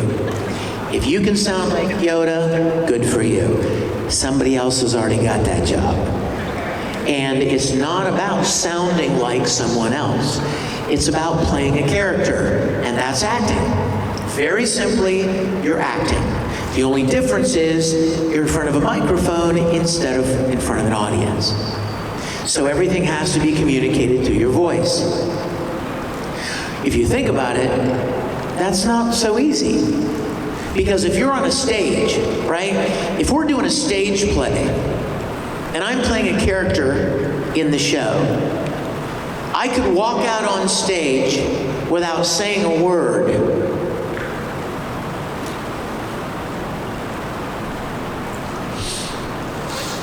And you believe, okay, he's bored and he's tired.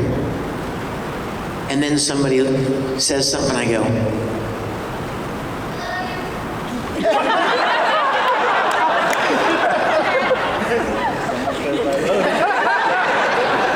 let's say somebody says, I love you. Are you seeing what's happening right now? I haven't said a word.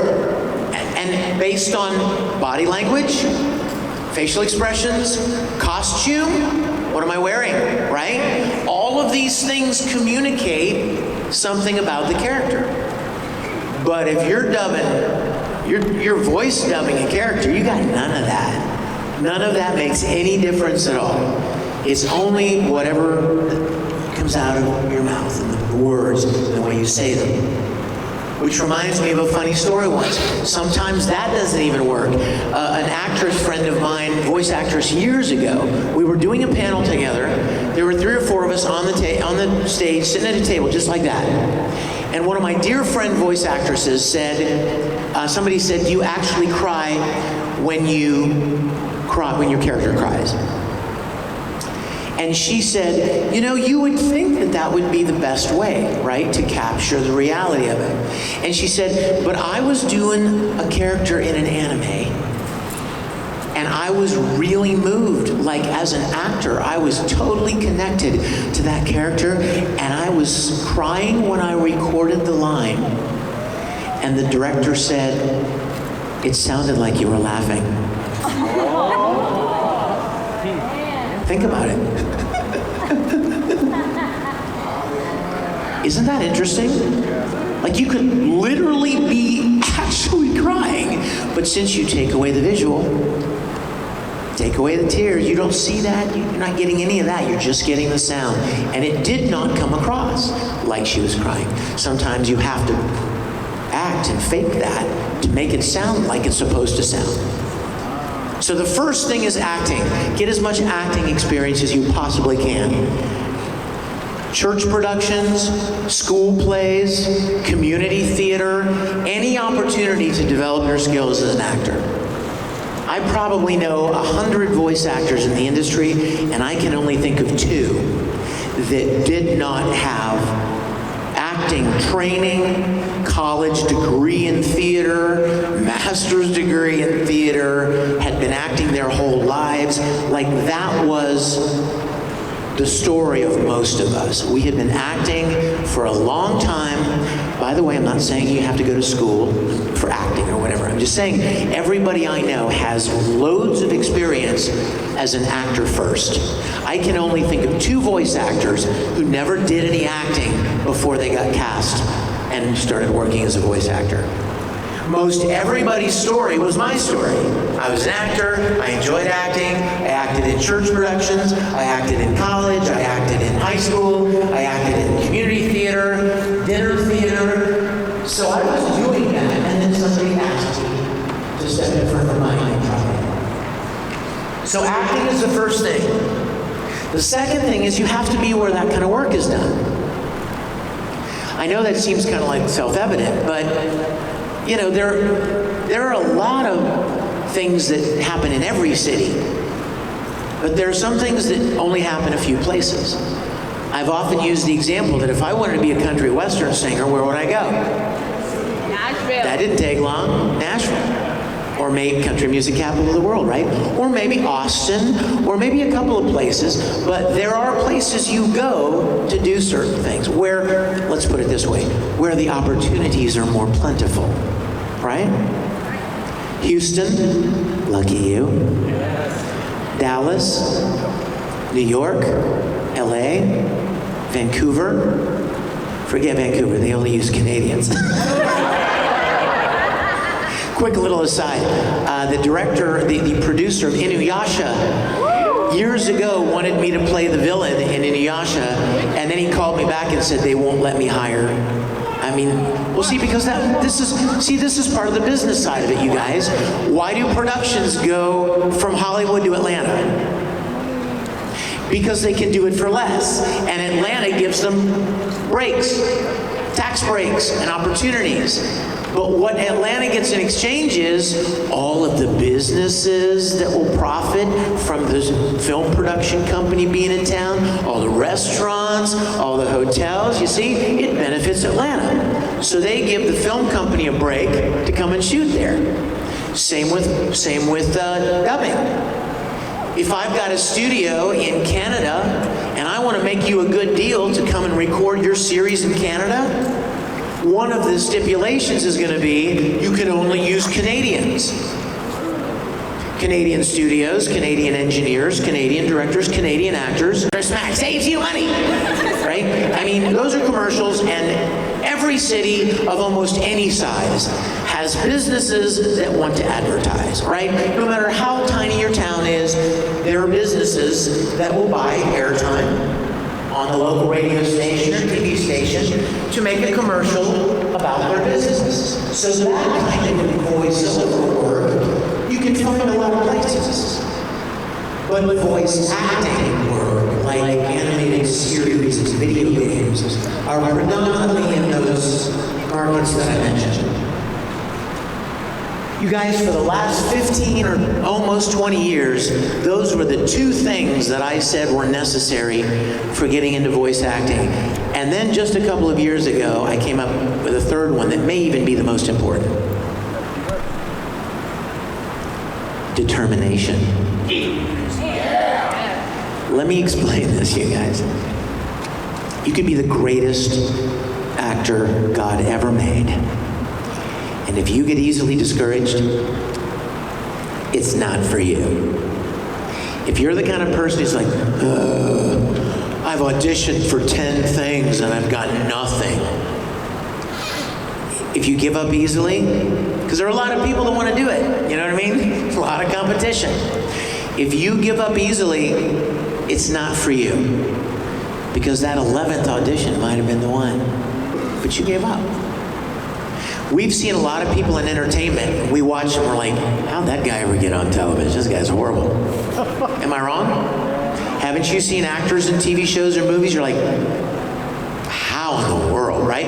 Or you hear a song, like this guy can't sing or whatever, you know what I'm saying? The reason is because it's not necessarily always the most talented. It's the people that don't give up. It's the people who just keep knocking on the doors and keep pushing and pushing, and then they just get the opportunity. They're in the right place at the right time with the right opportunity, and they make the most of it. So those are the three things that I would encourage anybody who's interested. And they kind of apply to a lot of creative fields, because there are tons of people that have talents, creative abilities, and a lot of them are in this room. I know, I've met you, I've seen your drawings, and I've heard you sing, and I've seen your art, and I see your amazing cosplay that you made yourself, and a lot of talented people. But determination is really important, and there's a lot of competition for these things. And the other thing is this, you guys, you gotta have a passion for it. You really do. What I mean by that is, when I started doing this, there was none of this. I mean, it was nothing. It was this weird little thing. We didn't go to conventions and sign autographs. And even ultimately 5 or 6 years after I started voice acting, started getting invited to conventions, it was not this. It was a ballroom, a tiny ballroom in a hotel next to the airport in Boise. You know what I mean? Like, it wasn't this. Nobody had any illusion that I'm going to be famous and I'm going to sign autographs. People are going to take my pictures, you're going to clap, and they're going to scream. If that's what you're thinking, that's the wrong reason to ever get into anything. Because what you'll find is it's empty, first of all. You have to have the passion for it. If you love mowing lawns, I like mowing lawns. I know that sounds stupid, but I love looking behind me and seeing the trail that I just made, you know? And like vacuuming, I love it when you vacuum because you can make like shark teeth on the carpet. See, that sounds stupid, but my point is, it doesn't have to be some big famous thing. If there's something you enjoy doing, you will have much more joy in your life doing that thing than pursuing something that you really don't have a passion for and could be discouraging.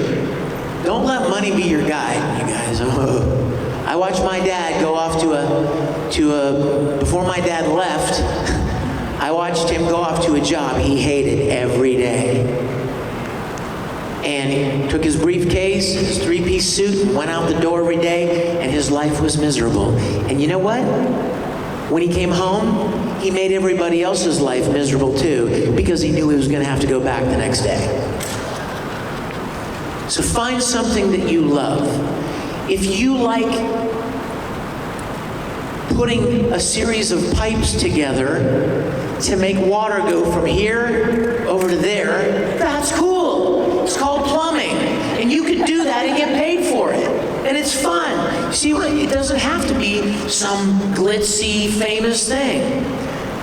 Some people are great at putting cars, taking cars apart and putting them back together. Some people are really great at figuring out how a computer program works or how to write code a certain way to make it do a certain thing. Don't limit yourself. If there are things that you have a passion for, pursue those, first and foremost. There are a lot of people now in the voice acting industry who were kids when we were starting out. And so for the last 10 or 15 years, they've seen this, right? And they're like, I want to sign autographs. I want to be, well, if that's the reason you want to be a voice actor, I promise you it'll be disappointing. So forget whatever it is, find what your passion is. what you have a talent for or something that gives you joy and pursue it, okay? Because you will be infinitely happier making $40,000 a year doing something you love as opposed to making $400,000 a year doing something you hate.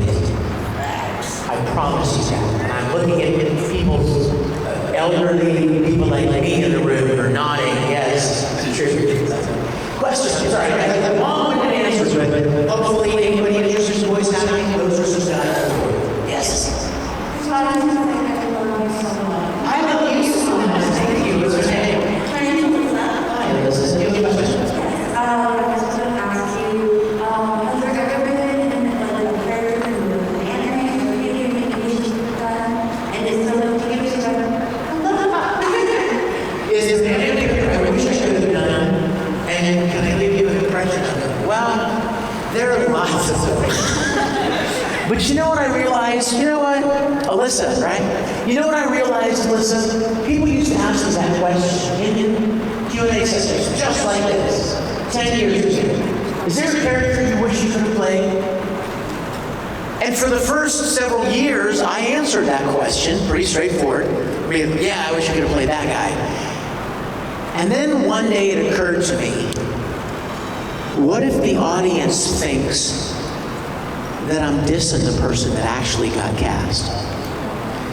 Think about it a minute. What if there's somebody in this room, if I said, man, I would have loved to have played Vash the Stampede in Trigon. Man, that would have been great.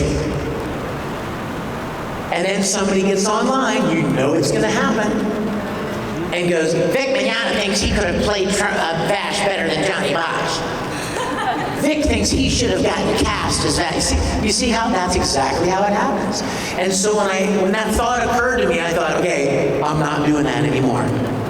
When anyone asks, is there a character you wish you could have played?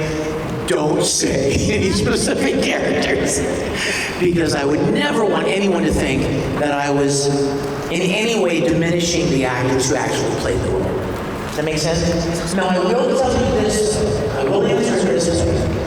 There are characters that I actually started playing that I was so excited about and was having the best time, and then companies lost the license. And then another company picked it up and they just started over with the new cast. I'll give you some examples. Sergeant Frog. ADV in Houston had the license for Sergeant Frog, and I was cast as Sergeant Frog, as Kara. I had the best time. It was so fun. And if you know that show, Kararo is like a nerd. He likes to build models and stuff. I loved him so much. I would go to conventions and buy Sergeant Frog merch and bring it back to the studio and put it on the windowsill because we were having so much fun. And we were probably 10 or 12 episodes in, and then ADV went under. And every license that they had went up for grabs, and another studio purchased it and recast it, start over. Gurren Lagann. Anybody remember that show? Same thing. I was playing Viral in Gurren Lagann, and I remember it's foggy now, but I feel like I did kind of almost like a Gollum kind of a, that kind of a voice. He was much more, crafty. And the same thing happened. The company that had the license lost the license, and it went out to LA, and I was still living in Houston, and a company in LA dubbed it. Start over. So there have been a couple of those instances, but as far as characters I wish I could have played, there are a lot of them, and I want to say this too. There are a lot of shows, and I could even mention, I already mentioned one, Fullmetal Panic. So I auditioned for Sosuke, Sagara, main character, right? And I didn't get cast. That's fine. Chris Patton did an amazing job. But I was bummed out at the moment, thinking, that I didn't get it. And then they cast me as Kurtz Weber. And I love Kurtz. He was so much fun. The moral of the story is the main character may not always be the most fun character. A lot of times, you guys know, You've watched a lot of anime. There are some secondary characters that are like your favorite. And it doesn't matter that they only show up every few episodes. You love that guy. His personality, the performance of the voice actor, whatever. So it's not necessarily the lead guy. Junpei! You know it. Sabo? Yes. There was another one. Death Sight in Soul Eater. I auditioned for a lot of those, the main guys, and nothing came of it, and that's fine. That's business, right? That's the way it goes. But then he called me in to do Death Sight, and that first scene where he confronts Maka and Soul, I mean, within 30 seconds, I was like, oh, I'm in love with this guy. He's so fun, and it's going to be so fun. And his, good times, his chupacabras, and like, it was so much fun. So a lot of the secondary characters are actually more fun. Yes, yes, Yeah, so I'm a huge Trekkie. Love. So I love all the Star Treks, including the new ones. I was wondering what you thought of this, I guess, all the series following and new seasons. Awesome. Well, to me, any Star Trek is great. Because maybe somebody will go back and watch the original. I mean, when the J.J. Abrams movies came out with Chris Pine and Zach Quinto and stuff, a lot of hardcore Trekkies were like, this is sacrilege. I'm not watching that garbage, whatever. And I kind of got it because when you have a passion for something, a really lifelong nostalgic love for something, you want to see it kind of the way you remember it. You want to protect it. I get the feeling. But when people ask me about it, and you can go back and see the videos online, here's what I've always said. They're not making those movies for me. They're not making those movies for the 50, 60-year-old people out there. They're making them for you. They're making them for a new generation. Their target audience is a younger demographic because they want to bring new fans to Star Trek. So that's why they made them the way they made them, and I get that. J.J. Abrams doesn't make movies for fun, y'all. He makes them to make a living and to have a business, pay his bills. So what I always said was, hey, what I would love to happen is for you young people to go watch the J.J. Abrams Star Trek, and then you come out of the theater and you're walking to your car and you're like, man, that was cool. Hey, wasn't there a Star Trek back in the 60s, like a show way back there? And then you go and watch that one. See, that's what I get excited about, is that maybe the new Star Treks will bring people to what started it all, the original.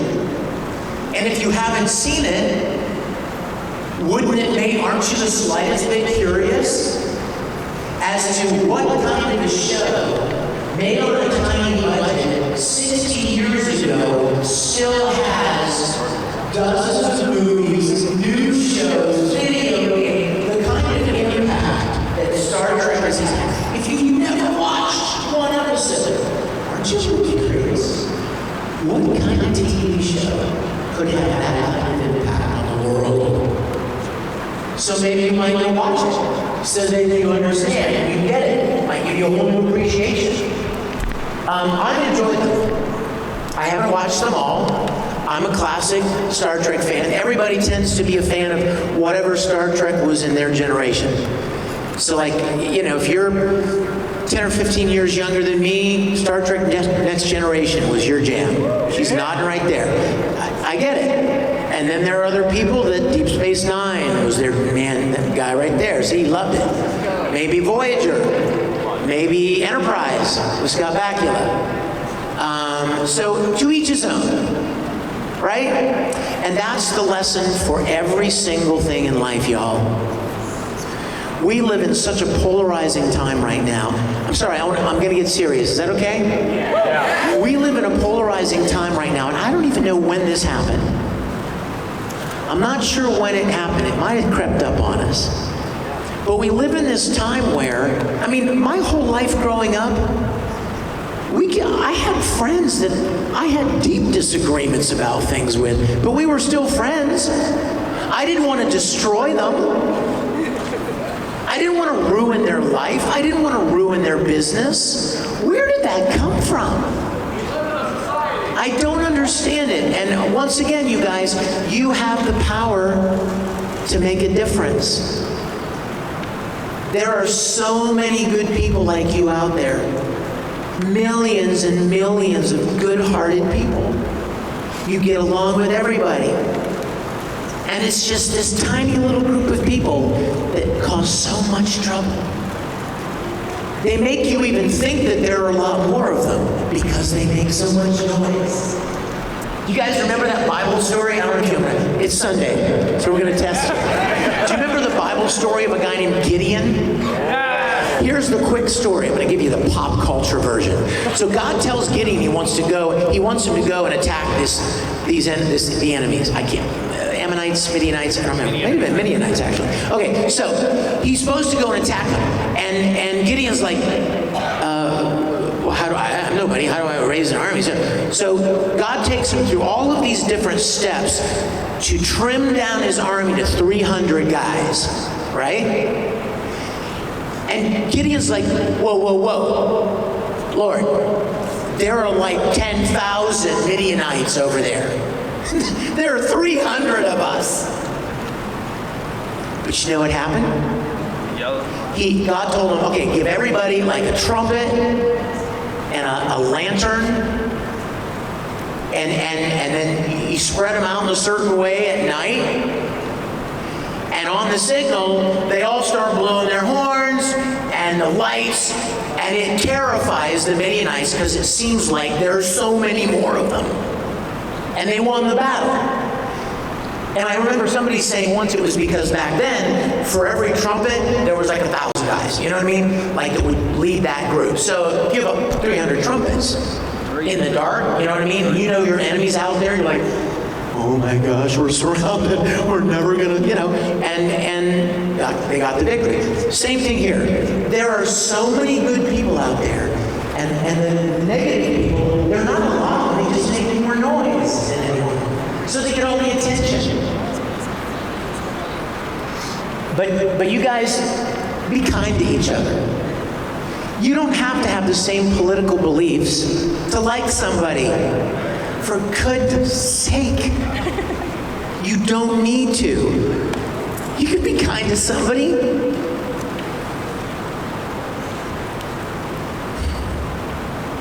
Love you. Think about that, you guys. Seriously. I know you guys probably come in, oh, we're going to have fun, it's going to be really fun. I hope it's fun. But it doesn't hurt to take some things away, right? Yes, my dear. Oh, wait a minute. Did you win that belt? The heavyweight champion of the world is in the back of the room right now. They gave me a 10-minute sign, and I'm afraid. Have I run out? Can I have a hug? Do I have 2 minutes? Okay. Yes, I want to get that young lady right there. Sorry?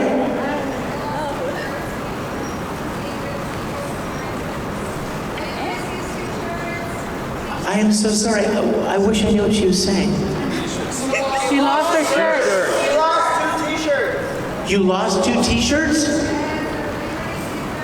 Okay, if anybody sees those, they belong to that young lady right there. Yes, my dear. Hi, I do remember you in 2019, and I'm Skylar. I was wondering, can you say my name in Edward Elric's voice? Skylar, I know Wenry and I have been really close for a long time. The truth is, my heart belongs to you, Skylar.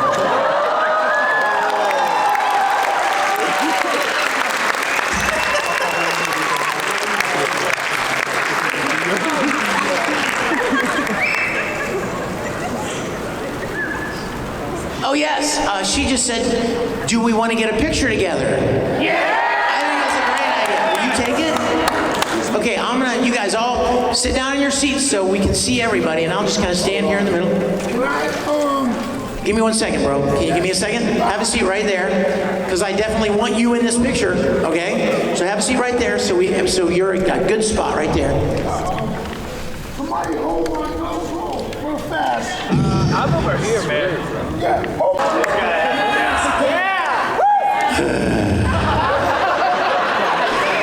You guys, okay, what? All right, we do have to end because there's another panel in here, but you come over here, and you pick me up, and anybody that wants a picture of this guy ravaging me, throwing me around, breaking me in half, busting every bone in my body, you can get it, okay? Don't drop him!